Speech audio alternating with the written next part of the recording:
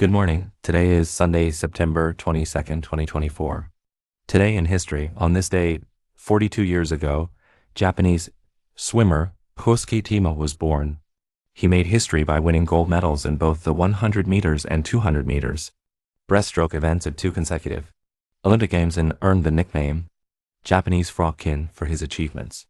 Today is also the autumnal equinox, one of the 24 traditional solar terms in the Chinese lunar calendar. After the autumnal equinox, the direct sunlight shifts southward, resulting in shorter days, longer nights, and a drop in temperature in the northern hemisphere. Welcome to today's Qingchao Morning News. Let's start with political updates.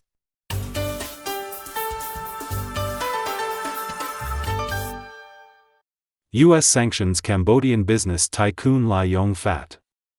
Comprehensive news from Washington. The United States recently imposed sanctions on Cambodian businessman and former Prime Minister Hun Sen's personal advisor, Lai Yong-fat, along with several business entities associated with him.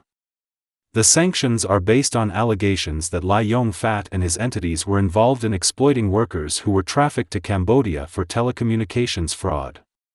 In response, the Cambodian Ministry of Foreign Affairs condemned the sanctions as politically motivated and a violation of international law and norms, particularly principles of sovereign equality and non-interference.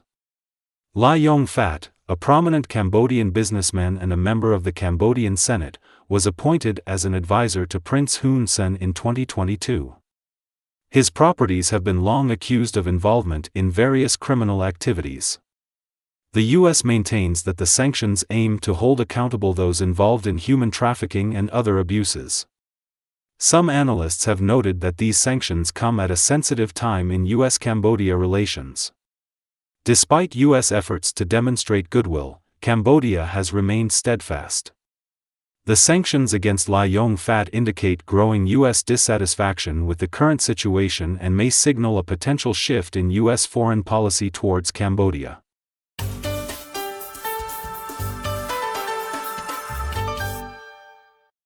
Russia warns of war with the West if Ukraine uses long-range weapons against it. Comprehensive news from Moscow. Russian President Vladimir Putin has warned that Russia will engage in conflict with the West if Western countries permit Ukrainian troops to use long-range Western weapons to strike Russian territory. Reports indicate that the UK has requested from the US permission for the Ukrainian army to use British-made Storm Shadow cruise missiles against Russian military targets well beyond the Ukrainian border.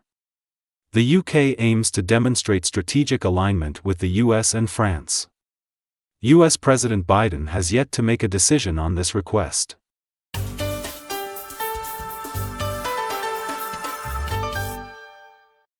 Vietnam considers resuming nuclear power development. According to Reuters, Vietnam is considering reviving its nuclear power development plans to enhance national energy security and support economic growth.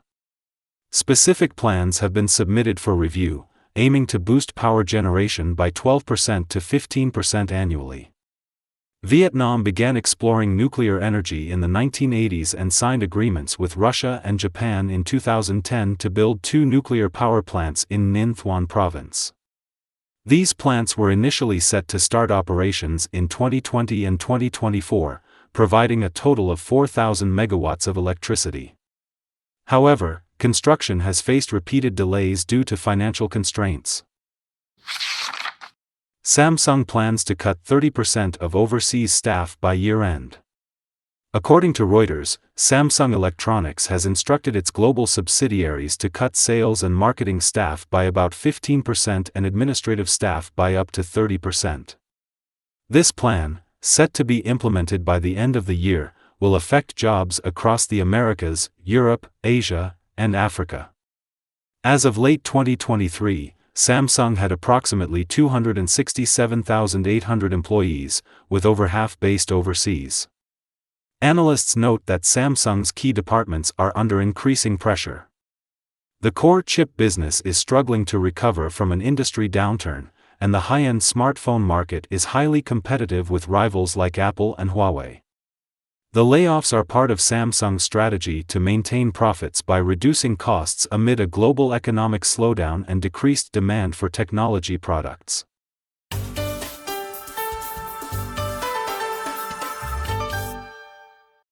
Vaccination workers and police in Pakistan targeted in multiple attacks.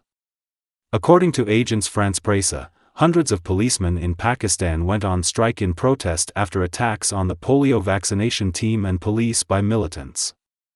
At least 2 policemen and a polio vaccinator were killed in the Afghan border area since the latest round of vaccination activities began. The Taliban has claimed responsibility for most of the attacks. Pakistan has seen a rise in polio cases this year, with 17 cases reported compared to 6 last year. The Health Ministry aims to vaccinate 30 million children during the week-long campaign. In some border areas, vaccination efforts face resistance due to misinformation, conspiracy theories, and claims that the vaccine is not compliant with Sharia law. Myanmar hands over 111 suspects of telecom fraud to China. News from China.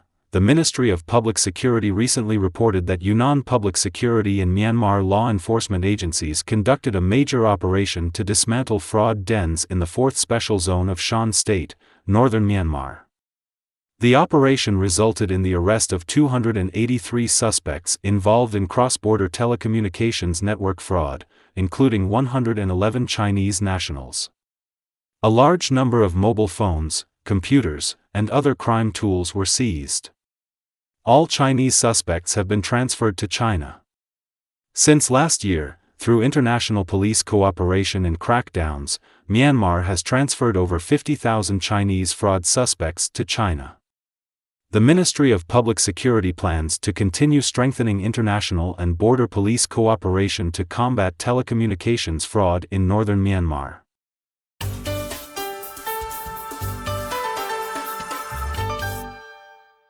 '24 ASEAN Festival to be held in Mexico. According to the Vietnam news agency, the 2024 ASEAN Festival was recently held at the Angela Peralta Theater in Mexico City, attracting thousands of local residents. The festival, part of the Mexican ASEAN Committee's external activities, aims to enhance understanding between ASEAN member states and Mexico and to strengthen their unity and friendship.